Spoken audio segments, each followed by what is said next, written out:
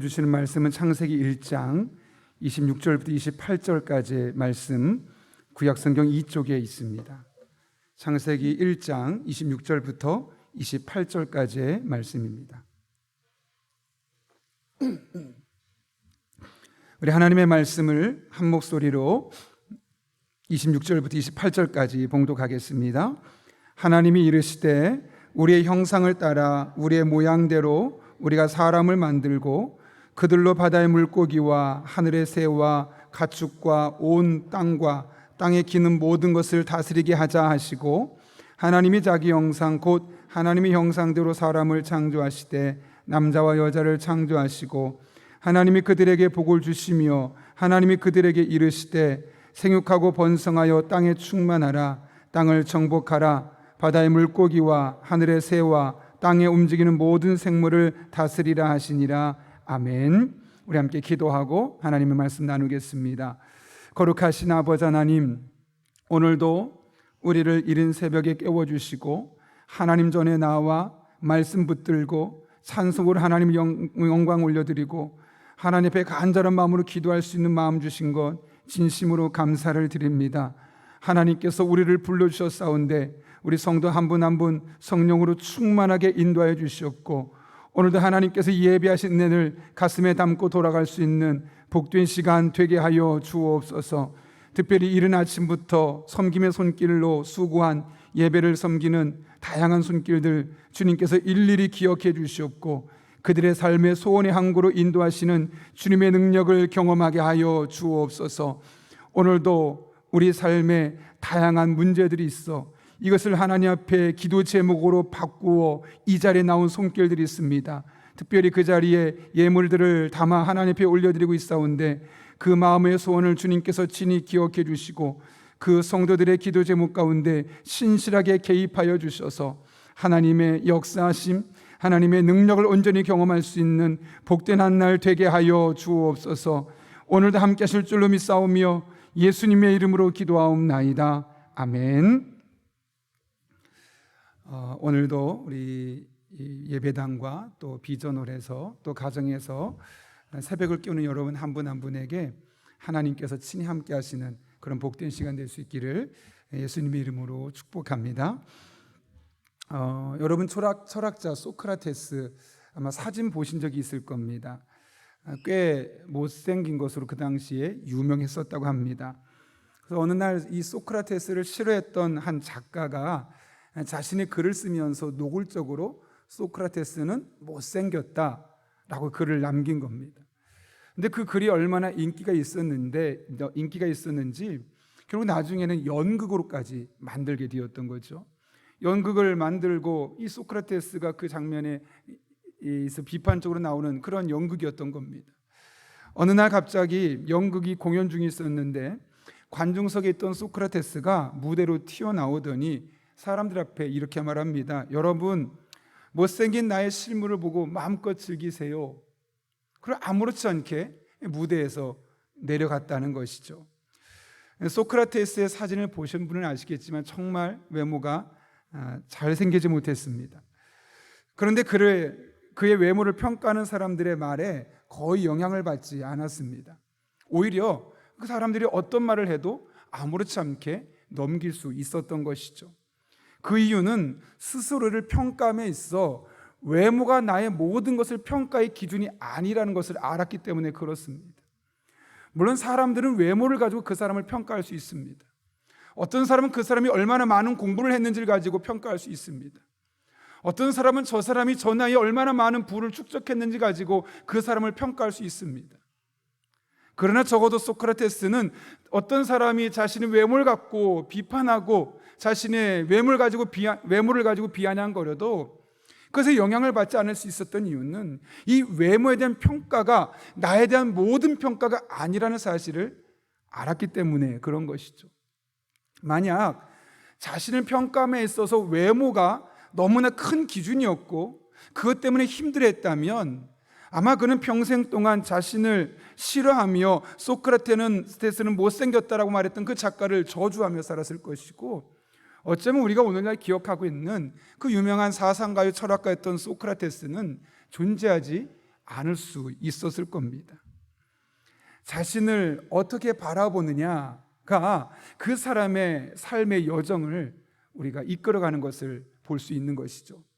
그런 의미에서 내가 어떤 존재인지, 나라는 사람이 이 세상을 살아가며 어떤 모습으로 살아가고 있는지를 정확하게 볼 수 있는 것이 필요합니다.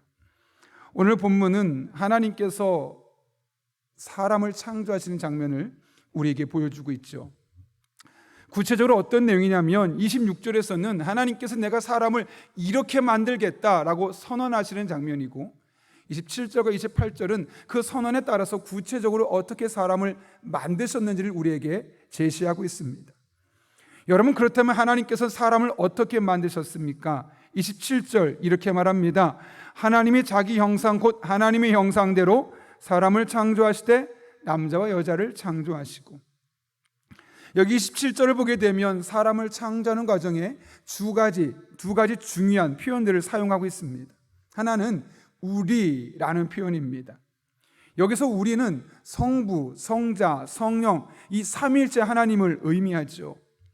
근데 여러분, 이 삼위일체 하나님이 사람을 만드는데 의견을 모으고 하나가 되어서 참여하셨다라고 말씀하고 있는 겁니다. 하나님의 능력이 부족해서 그런 것이 아닙니다. 우리 인간이 너무나 귀중한 존재였기 때문에 우리 인간을 만드시면서 세 분 하나님이, 성부, 성자, 성령 삼위일체 하나님이 함께 인간을 만드는 일에 참여하게 되었다는 것이죠. 그런가 하면 두 번째 표현이 있습니다. 바로 하나님의 형상대로입니다.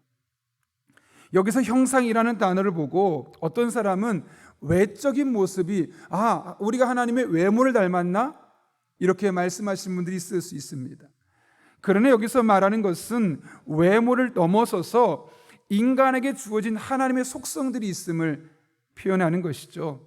쉽게 말하면 하나님을 정의할 수 있는 수많은 속성들이 우리 인간들의 모습에 담겨 있다는 것이죠.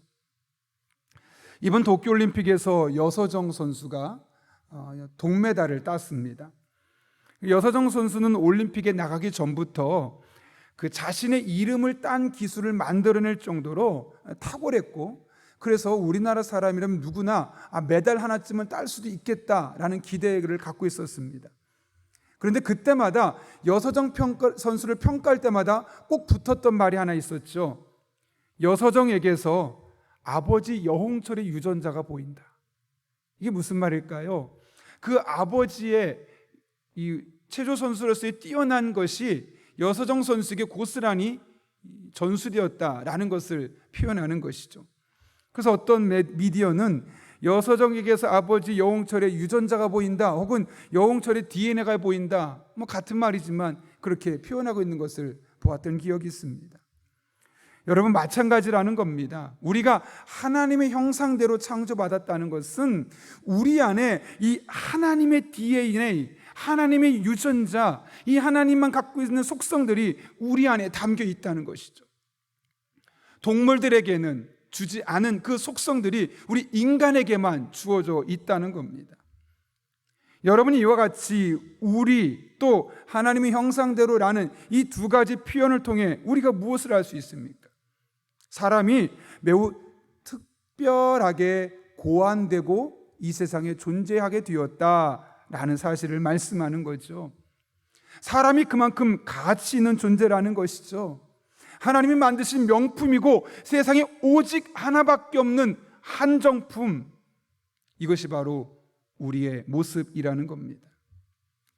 이에 대해서 다윗은 시편 8편에서 하나님이 우리를 하나님보다 조금 못하게 만드셨다라고까지 표현하고 있습니다. 그래서 우리가 하나님보다 조금 못한 존재이기 때문에 하나님께서 우리를 늘 생각하시며 우리를 늘 돌봐주신다고 시편 8편 4절에서 이야기하죠. 사람이 무엇이기에 주께서 그를 생각하시며 인자가 무엇이기에 주께서 그를 돌보시나이까.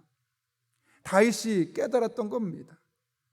내가 도대체 뭐길래, 나라는 사람이 도대체 뭐길래 하나님이 자꾸 나를 생각해 주실까? 도대체 내가 하나님께 해준 것도 별로 없는데, 특별한 사람도 아닌데 왜 하나님은 나를 자꾸만 돌봐주실까? 다윗이 깨달았던 것이죠. 자신이 지금 이만큼 살 수 있는 것이 하나님의 나를 늘 생각하시며 나를 돌봐주시기 때문이다. 창조하는 순간만 잠깐 관심을 가지고 끝나는 것이 아니라 우리의 인생의 모든 여정 가운데 하나님 계속해서 우리를 생각해 주시고 우리를 돌봐주셨기 때문에 내가 이만큼 살아갈 수 있었구나. 그렇게 다윗이 고백하고 있었던 겁니다. 여러분, 사람은 그만큼 귀중한 존재입니다.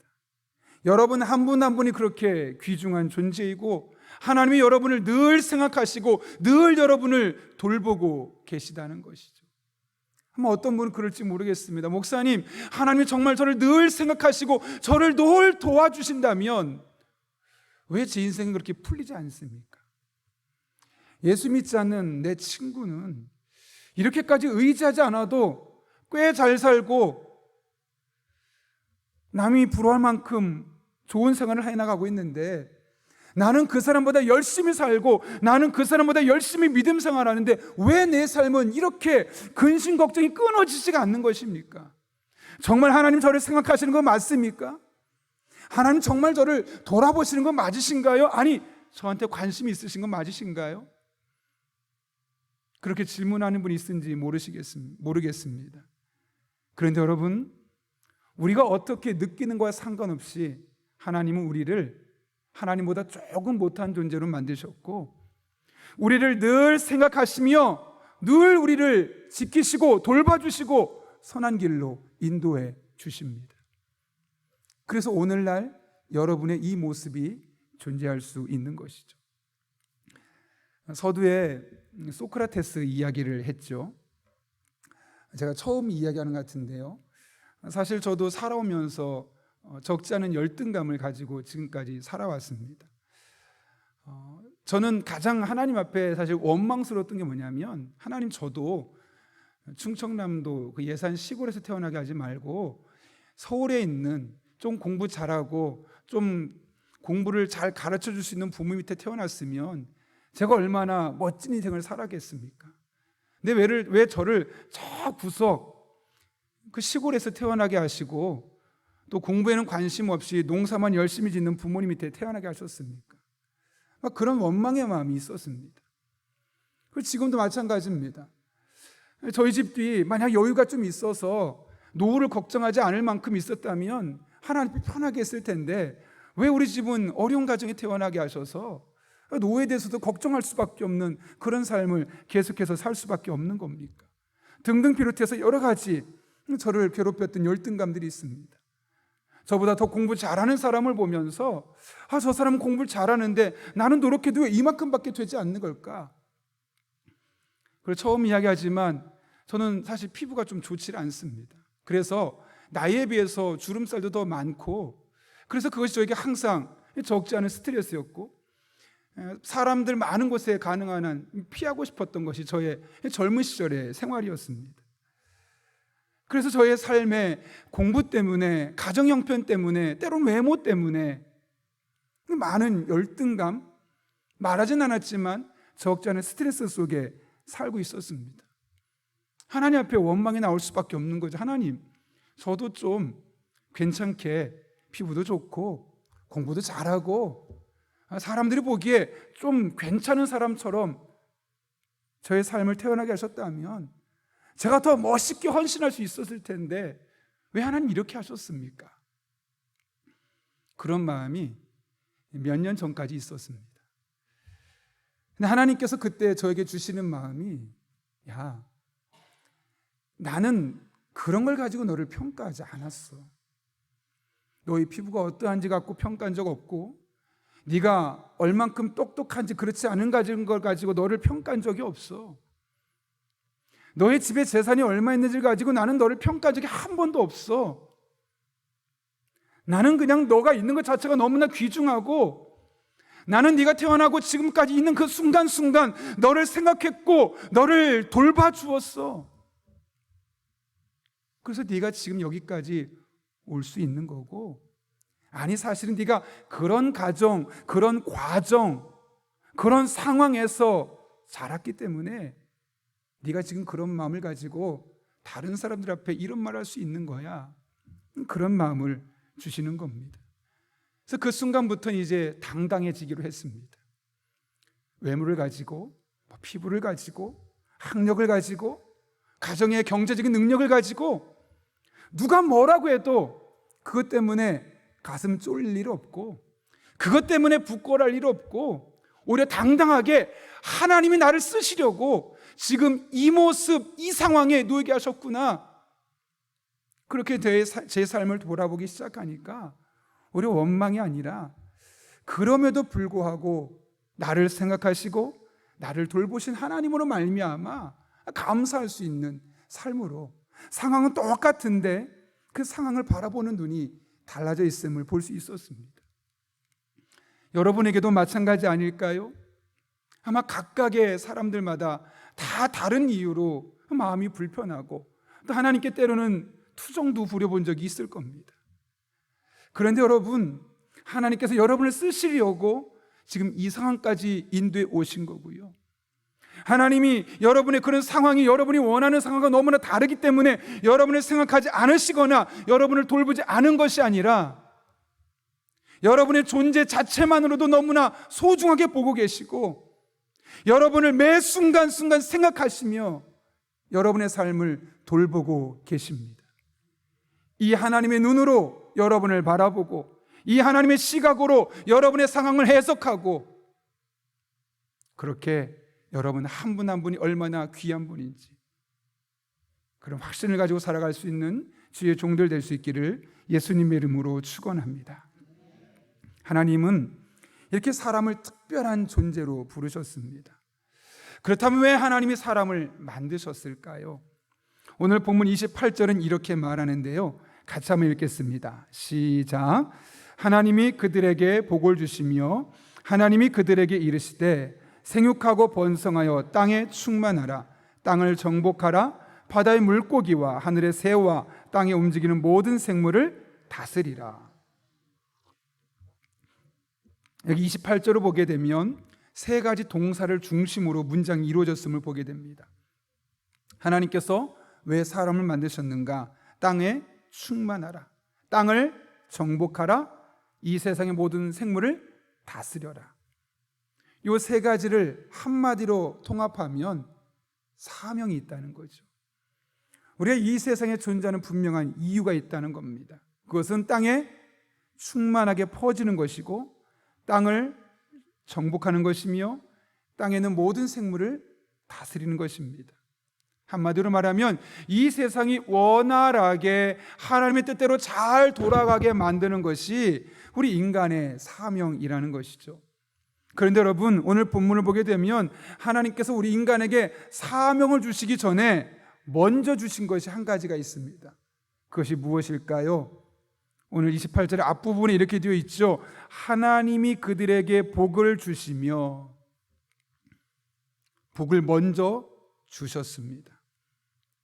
하나님께서 사람을 만들자마자 하신 일이 무엇입니까?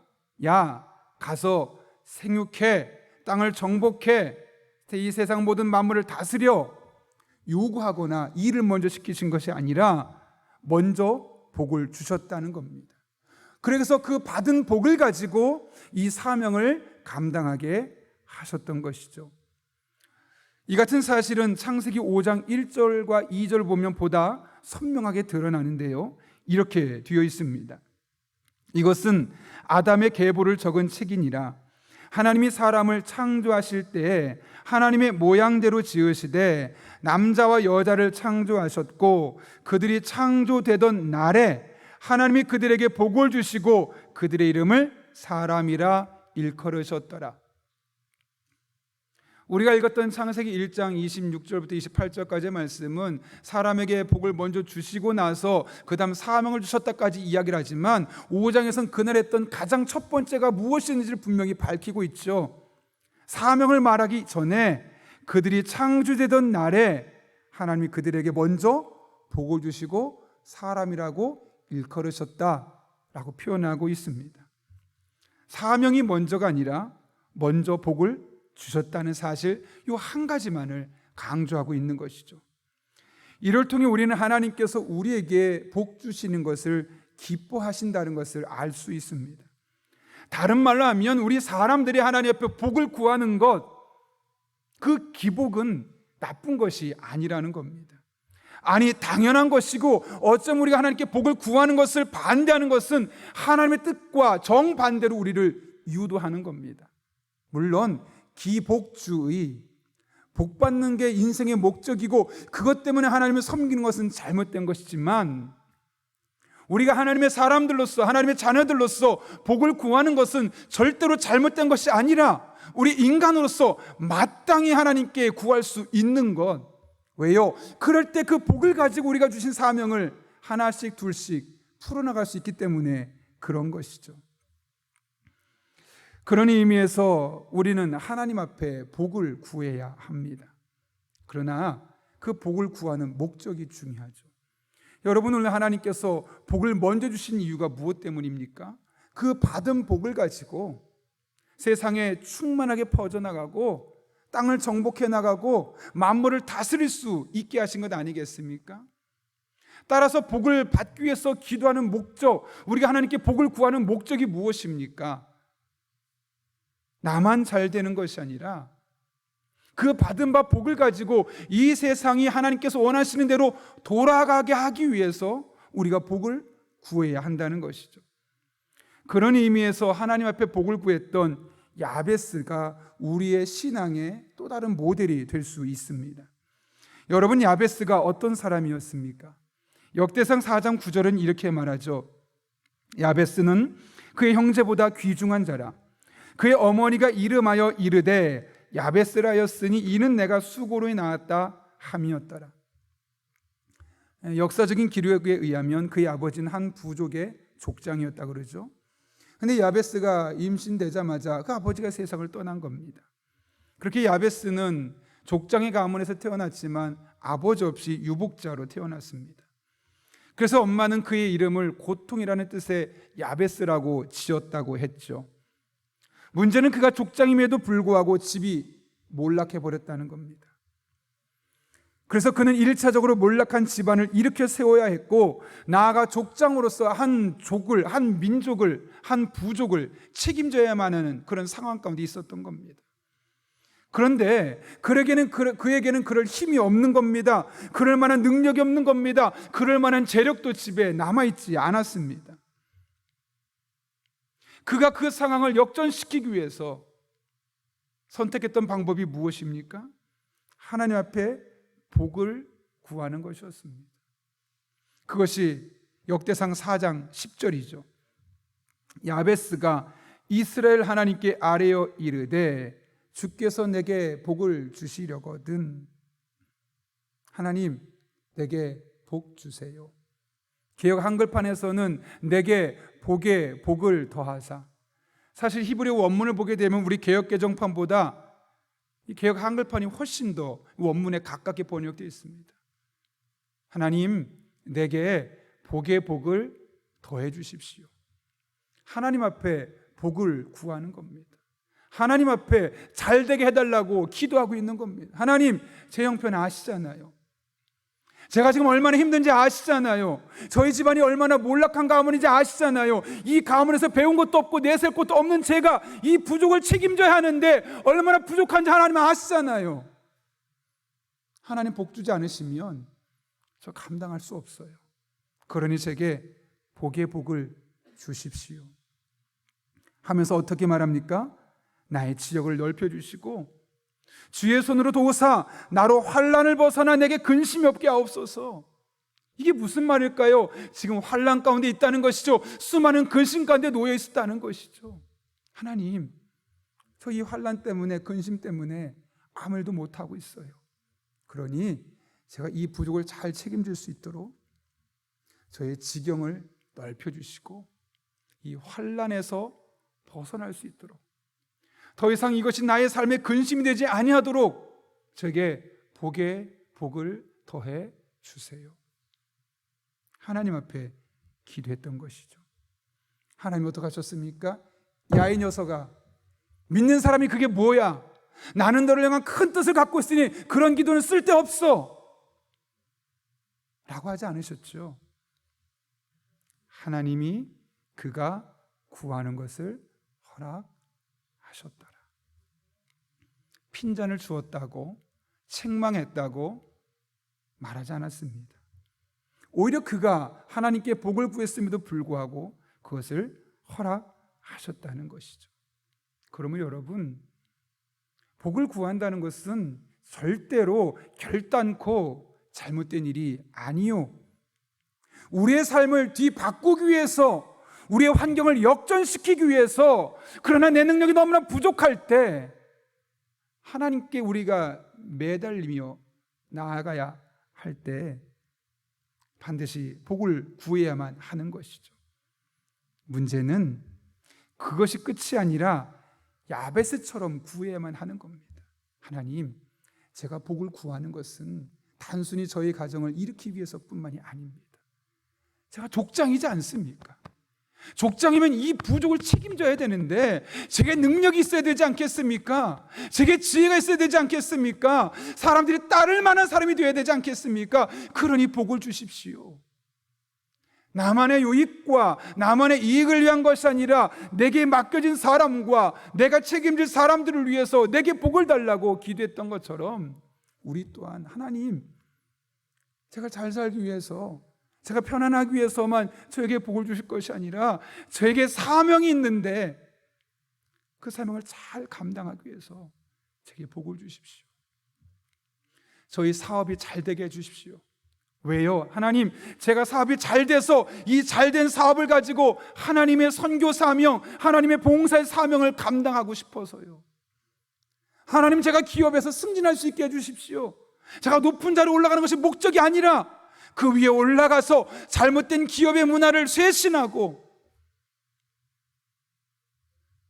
이 땅에 잘못된 것들을 바꿔나가는 일을 하고 싶어서요. 하나님, 우리 가정 잘 되게 해주세요. 제 남편과 제 아내와 저의 관계가 좋아지게 해주시고, 제 남편이 예수님 믿게 하시고, 제 아내가 신앙심이 깊어지게 하시고, 우리 아이들 하나님 정말 잘 믿을 수 있게 해주십시오. 나만 복받기 위해서가 아니라 우리 가정이 만나는 사람들에게 축복의 통로가 되기 위해서요. 여러분, 하나님께 복을 구하십시오. 그것은 잘못된 것이 아닙니다. 아니, 하나님 오히려 기뻐하십니다. 사람을 만들자마자 가장 먼저 하신 일이 복을 주시고 라고 말씀하셨습니다. 그러나 나만을 위해서가 아니라 주신 바 복을 가지고, 받은 바 복을 가지고 이 세상을 바꿔나가고 이 세상이 하나님께서 원하시는 모습으로 잘 이루어져 가게 하기 위해서 복을 구하는 저와 여러분 될 수 있기를. 그래서 하나님께서 야베스의 기도를 들으신 것처럼 저와 여러분의 기도에도 응답해 주시기를 이 새벽에, 또 2주간에 걸친 새벽마다 하나님께 간구할 수 있기를 바랍니다. 야베스의 기도에 핀잔하지 않고 허락하신 하나님께서 여러분 한 분 한 분의 기도에도 동일하게 응답해 주실 것입니다.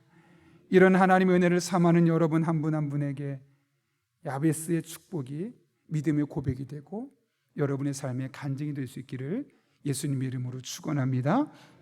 함께 기도하겠습니다. 거룩하신 아버지 하나님, 오늘 하나님의 말씀을 통해 우리가 얼마나 특별하게 만들어졌는지, 또 하나님께서 지금도 우리를 늘 생각하시고 우리를 돌보시고 계심을 깨닫게 하신 은혜 진심으로 감사를 드립니다. 내가 원하는 방향과 잘못되어 가고 있는 것처럼 보여도 여전히 하나님은 나를 존귀하게 보시고 여전히 하나님은 나를 생각하시고 나를 돌보고 계심을 우리 성도들이 늘 확신하게 도와주시고, 그런 상황 가운데 우리들의 삶을 바꾸고 역전시키기 위하여 하나님 앞에 기도하되 야베스처럼 이 땅에 하나님께서 맡겨진 사명이 잘 펼쳐지도록, 이 땅에서 하나님께서 원하신 일들이 잘 이루어지도록 하나님께 기도할 때 우리 성도 한 분 한 분의 삶 가운데 야베스의 하나님이 우리 성도님들의 하나님 되게 하여 주옵소서. 예수님의 이름으로 기도하옵나이다. 아멘.